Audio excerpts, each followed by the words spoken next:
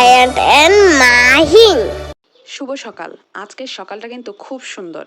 গতকাল সারা রাত বৃষ্টি পড়েছে, আর বৃষ্টির দিনে কিন্তু ঘুমাতে অনেক ভালো লাগে। সকালবেলা আরামে ঘুমাচ্ছিলাম, আব্বুর ডাকে ঘুম ভাঙলো। এত সকাল সকাল মাহিনকে ঘুম থেকে উঠিয়েছি, সেজন্য মাহিন কান্না করতেছে। যাই হোক, আমাদের সবাইকে ঘুম থেকে উঠানোর একটাই কারণ, পুকুরে বড় জাল ফেলবে আর সবাই মিলে আমরা মাছ ধরবো। আজকে কিন্তু পুকুরের সব পানি মোটর দিয়ে সেচে মাছ ধরার কথা।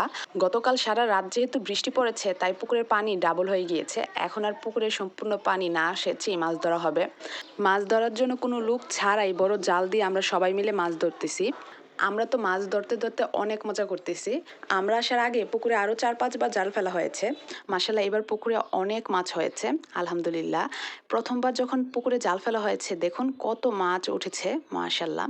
আমরা কিন্তু মূলত পুকুর থেকে মাছ ধরার কথা শুনে মাছ ধরার জন্যই চলে এসেছি আইনের নানু বাড়িতে।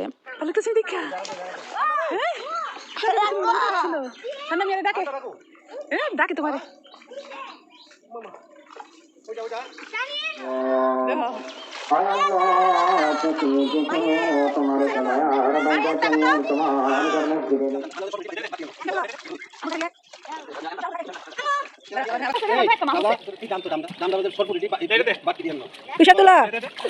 মাহিন, তুমি নিচে নামো মাছ ধরতে। তুষার, তুমি দুই তিন আমর দেখো।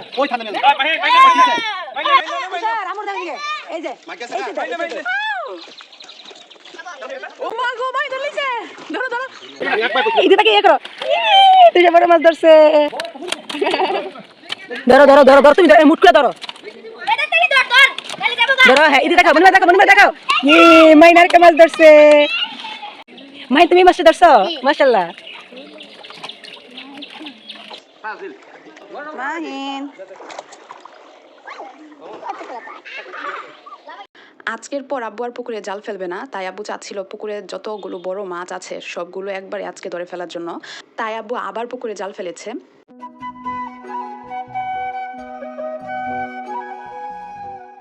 এই প্রথম আমরা সবাই মিলে একত্রে এত বড় জাল দিয়ে মাছ ধরতেছি। আয়নের বাবা তো জাল দিয়ে পুকুর থেকে মাছ ধরতে অনেক পছন্দ করে। আয়নের নানু বাড়িতে আসলে আয়নের বাবা কোনি জাল দিয়ে পুকুর থেকে মাছ ধরে। সকাল সকাল মাহিনকে ঘুম থেকে উঠিয়েছি বলে মাহিন তো অনেক কান্না করেছিল, কিন্তু এখন মাহিন মাছ ধরা দেখে অনেক খুশি।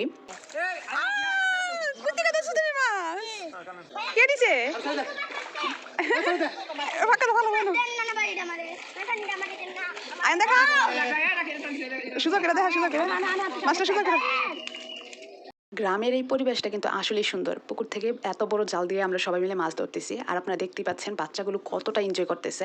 বাচ্চাগুলোর খুশি দেখি তো আমাদের মন একদম ভরে গিয়েছে।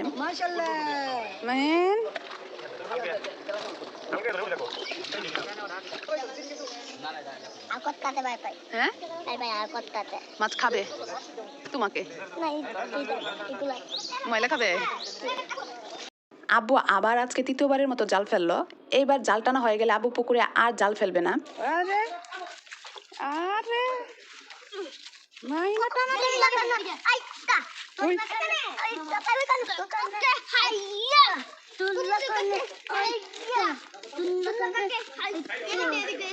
আব্বু 3বার পুকুরে জাল ফেলেছে, 3বারই বাচ্চাগুলো এক সাইড দিয়ে এইভাবে জাল টেনেছে। মাশাল্লাহ, ওরা তো অনেক এনজয় করতেছে। আর আমার মতো ওরা আজকে নতুন কিছু শিখলো। আর তাছাড়া গ্রামের পরিবেশ, গ্রামের কাজকর্মগুলোর সাথে বাচ্চাদের পরিচয় করিয়ে দেওয়া খুবই প্রয়োজন, এমনটা আমি মনে করি। এতে করে ওরাও বুঝতে পারবে শহরের তুলনায় গ্রামেই সুখ শান্তি বেশি। আর তাছাড়া সত্যি কথা বলতে গ্রামীণ জীবন আমাদের কাছে অনেক ভালো লাগে।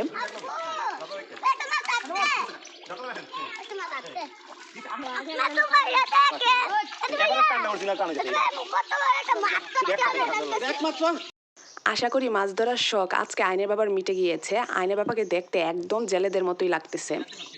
যতবার খেয়ে দেবো ততবার এমন করে আইবো। মাছ এখনো প্রচুর আছে।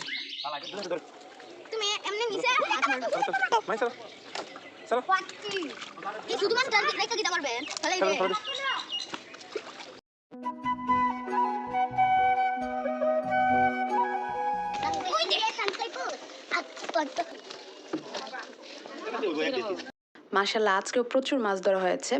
অর্ধেক মাছ রেখে বাকি অর্ধেক মাছ এই তো বিক্রি করে দেওয়া হচ্ছে। আইনের বাবা মাছ মাপতেছে আর মাহিন পলি ব্যাগ এগিয়ে দিচ্ছে। মাশাল্লাহ,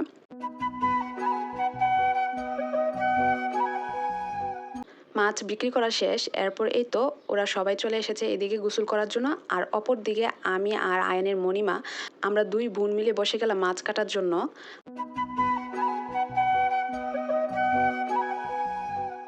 আমার কাছে সবচেয়ে বিরক্ত লাগে মাছ কাটা, তারপর আজকে অনেকগুলো মাছ কেটেছি। যাই হোক, মাছ কাটা হয়ে যাবার পর এইদিকে এই তো আম্মু রান্না বসিয়ে দিয়েছে।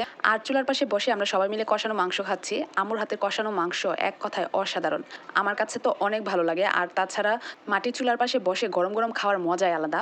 যাই হোক, কষানো মাংস খাওয়ার পর এখন আমরা সবাই মিলে ভাজা মাছ খাচ্ছি। আম্মু একদিকে একে একে সবাইকে মাছ বেজে দিচ্ছে আর আমরা বসে খাচ্ছি। পুকুর থেকে মাছ ধরে সাথে সাথে বেজে খাওয়ার যে কত মজা আপনাদেরকে বলে বোঝাতে পারবো না। আর তাছাড়া মাছগুলো খেতে এত মজা লাগতেছে কি বলবো, একদম ফ্রেশ মাছগুলো। আর তাছাড়া আব্বু তো মাছ বড় হওয়ার জন্য কোনো ফিড ব্যবহার করে না, সেই কারণেই মাছগুলো খেতে এত মজা। যাই হোক, আমরা আজকে আমের আচার দিব, তো আমগুলোকে প্রথমে কেটে ছোট ছোট টুকরো করে লবণ দিয়ে মেখে রেখে দিয়েছিলাম। এরপরই তো আমগুলো থেকে পানি বের হয়েছে, এরপর আমগুলোকে চিপে পানিটাকে ঝরিয়ে নিয়েছি। এইদিকে এসে দেখি সবাই খাওয়া দাওয়া করে নিচ্ছে, আর আমি এদিকে আমের আচার দেওয়ার জন্য মশলা রেডি করে নিচ্ছি।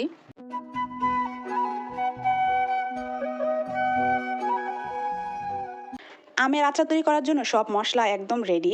কাঁচা আমের টুকরো আচারটা বানানো একদম সহজ, রান্নার কোনো ঝামেলাই নাই। আমগুলোকে এভাবে টুকরো টুকরো করে কেটে নেওয়ার পর আচার দেওয়ার জন্য যা যা মশলা প্রয়োজন সব কিছু একত্রে আমের সাথে মেখে নিলেই বাস তৈরি হয়ে গেল কাঁচা আমের টুকরো আচার। আমি এখানে গরম মশলা আর রসুনগুলো সরিষার তেলে ভেজে তারপর দিয়ে দিয়েছি। তবে এই আচারের একটাই সমস্যা, এই আচারটা সাথে সাথে খাওয়া যায় না, 7 দিন রোদ লাগানোর পর এই আচারটা খেতে হয়। যাই হোক, আমরা এদিকে আমের আচার বানাচ্ছি আর অপর দিকে আয়নের বাবা আর আয়নের ছোটো মা মিলে বেলের শরবত বানাচ্ছে।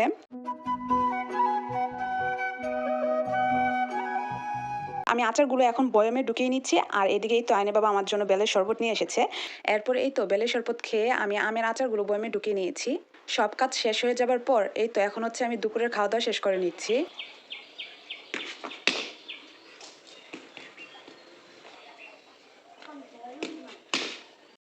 বিকালবেলা ওরা 3 ভাই খেলাধুলা শুরু করে দিয়েছে, আর আমি এদিকে আনারস গাছগুলোকে দেখতেছি।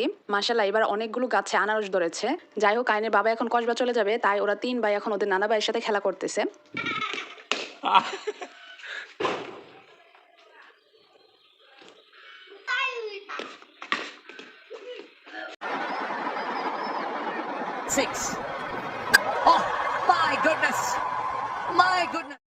পরের দিন সকালবেলা আচারের বয়মগুলো রোদে দিয়েছি।